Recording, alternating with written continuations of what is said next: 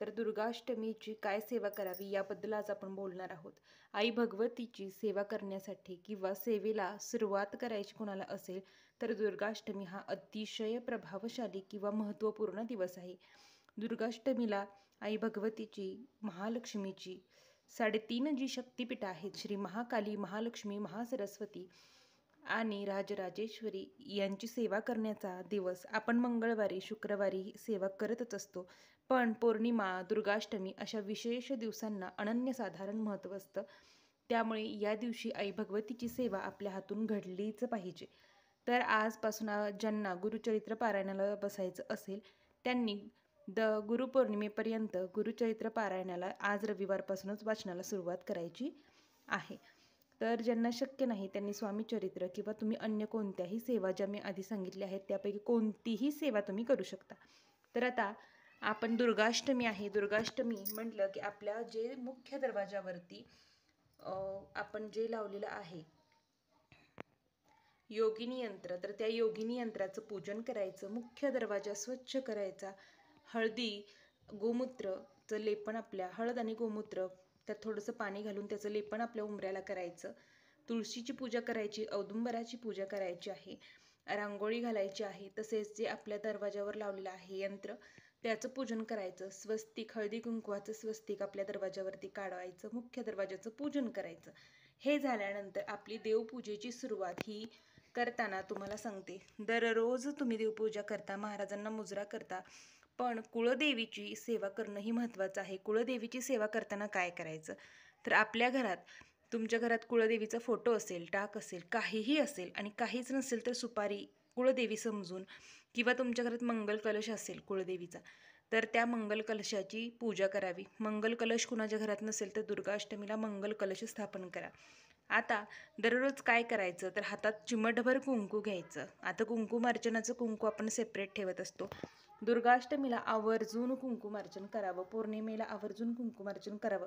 कुंकुमार्चन कसं करावं याचे संपूर्ण व्हिडिओ आपल्या चॅनेलवर आहेत. तुम्ही श्रीसूक्त म्हणून, ललिता सहस्त्रनाम म्हणून किंवा कोणतेही मंत्र म्हणून, महालक्ष्मीचा मंत्र असेल, कमलात्मक मंत्र असेल तर हे मंत्र म्हणून तुम्ही कुंकुमार्चन करू शकता.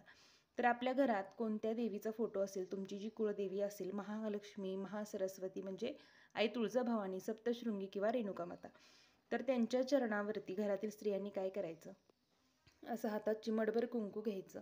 हे चिमटभर कुंकू संपूर्ण श्रीसूक्त म्हणत हातात ठेवायचं. त्यानंतर आपल्या आई भगवतीच्या चरणावर व्हायचं, म्हणजे जिथे आपल्या घरातला फोटो असेल तर तिथे चरणांवर आई भगवतीच्या व्हायचं. आणि मी तर स्वामींच्या पुढे वाहून दाखवते, देवाऱ्यात फोटो आहे, उचलत नाही मी आता. तर असं चरणांवरती व्हायचं आई भगवतीच्या, आणि हे कपाळी कुंकू वाहिलेलं आपल्या कपाळी लावायचं, स्त्रियांनी पुरुषांनी दोघांनी. ही सेवा तुम्ही दररोज करून पहा, खूप सुंदर अनुभव येतो. आईची सेवा करा. श्रीसूक्त हे खूप प्रभावशाली आहे. आर्थिक अडचण असेल तर श्रीसूक्तचं पठण आपल्या घरात दररोज व्हायला हवं. व्यंकटेश स्तोत्राचं पठण दररोज व्हायलाच हवं. काही ज्या गोष्टी आहेत त्या नियमाने, सातत्याने आपल्याकडून वाचन करून झाल्याच पाहिजेत. त्यानंतर ज्यांना कुंकुमार्चन हे बघा, दर पौर्णिमेला कुंकुमार्चन करायलाच पाहिजे. सत्यनारायण पूजन करतो त्या दिवशी महालक्ष्मीची सेवा देखील घरात झाली पाहिजे. तर आता ज्यांना पौर्णिमेला काही कारण असतो, मासिक धर्म असतो किंवा काही अन्य अडचणीमुळे जर सेवा झाली नसेल आई भगवतीची, तर दुर्गाष्टमी हा अतिशय महत्त्वाचा दिवस आहे. तर या दिवशी तुम्हाला एक पाठ हा करायचा आहे श्री दुर्गा सप्तशतीचा. दुर्गा सप्तशतीचा एक पाठ करायचा आहे. ज्यांना दुर्गा सप्तशतीचा पाठ करणं शक्य नाही तर त्यांनी आपल्या नित्यसेवेच्या पुस्तकातील मंत्र वाचायचे आहेत. श्रीसूक्त वाचा, पुरुषसूक्त वाचायचं आहे आणि अर्गला स्तोत्र वाचा किंवा हे सिद्धकुंजिका स्तोत्रमचं तुम्हाला वाचन करायचं आहे. अतिशय प्रभावशाली आहे. हे भगवान शिवांनी लिहिलेलं आहे. हे दुर्गा सप्तशती पाठा इतकंच पुण्य प्राप्त करून देणार आहे. ज्यांना खरंच शक्य नाही दुर्गा सप्तशती पाठ वाचणं त्यांनीच हे वाचा. ज्यांना शक्य आहे त्यांनी दुर्गा सप्तशतीचा पाठ करा. त्याचबरोबर तुमच्या घरात श्रीयंत्र असेल तर श्रीयंत्रावरती आवर्जून ललिता सहस्त्रनाम किंवा श्रीसूक्त 11 वेळा म्हणून, किंवा ओम महालक्ष्मीच विद्महे विष्णुपत्नीच धीमहि तन्नो लक्ष्मी प्रचोदयात, ओम महालक्ष्मीच विद्महे विष्णुपत्नीच धीमहि तन्नो लक्ष्मी प्रचोदयात हा मंत्र म्हणून, किंवा ओम कमलात्मक मंत्र आहे तो कमलात्मक मंत्र म्हणून किंवा श्रीसूक्त 11 वेळा म्हणून किंवा मी यापूर्वीही महालक्ष्मीची 108 नामावली शेअर केलेली आहे ती म्हणून तुम्ही कुंकुमार्चन दुर्गाष्टमीला जरूर करा. ज्यांच्याकडे श्रीयंत्र नाही त्यांनी आपल्या घरातील कुळदेवीच्या टाकावरती, कुळदेवीच्या फोटोवरती किंवा काहीच नसेल तर कुळदेवी समजून सुपारीवरती कुंकुमार्चन करा. दुर्गा सप्तशती पाठ वाचा, आईची आरती करा, कुंकुमार्चन सेवा करा. तसेच लक्ष्मी प्राप्तीसाठी कमळगट्ट्याची माळ अर्पण करून यावरती श्रीयंत्रावर कमळगट्ट्याची माळ अर्पण करून तुळशीच्या माळेवरती तुम्हाला विष्णू गायत्री मंत्र, लक्ष्मी गायत्री मंत्र, कुबेर मंत्र याचं पठण करायचं आहे. 1 वेळा श्रीसूक्त, 3 वेळा व्यंकटेश स्तोत्राचं पठण करायचं आहे. ही सेवा प्रत्येक दुर्गाष्टमीला, जसे कालाष्टमी दर महिन्यात येते तशी दुर्गाष्टमी सुद्धा येते. तसेच या रविवारी दुर्गाष्टमी आहे, चित्रा नक्षत्र आहे. त्यामुळे चित्रा नक्षत्र असल्यामुळं तुम्हाला आपल्याला जे सिद्धमंगल स्तोत्र आहे दत्त महाराजांचं, चित्रा नक्षत्र हा त्यांचं जन्म नक्षत्र आहे, त्यामुळे जरूर सिद्धमंगल स्तोत्राचं देखील वाचन करा. आई भगवतीची जमेल ती सेवा करा, यथाशक्ती यथाभक्ती करा. जेवढी महाराजांची सेवा करणं महत्त्वपूर्ण आहे तेवढंच आपल्या कुळदेव व कुळदेवीची सेवा करणं महत्त्वाचं आहे. त्यामुळे आपल्या कुळदेवीची सेवा करा, कृपा आशीर्वाद प्राप्त करा.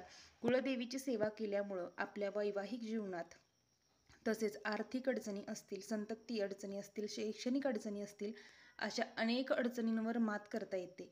कोणत्याही अडचणी येत नाही जेव्हा आपल्या कुळदेवीचा आपल्यावर आशीर्वाद असतो. त्यामुळे जरूर आपल्या स्वामींच्या सेवेसोबत, दत्त महाराजांच्या सेवेसोबत आपल्या आई भगवतीची सेवा करा, महालक्ष्मीची सेवा करा. आपण खूप कष्ट करत असतो पण नशिबाची कुठेतरी साथ असावी लागतं, गुरुबळ असावं लागतं. त्यामुळे आपल्या कुळदेवांचा आशीर्वाद, आईवडिलांचा आशीर्वाद असणं महत्त्वाचं असतं.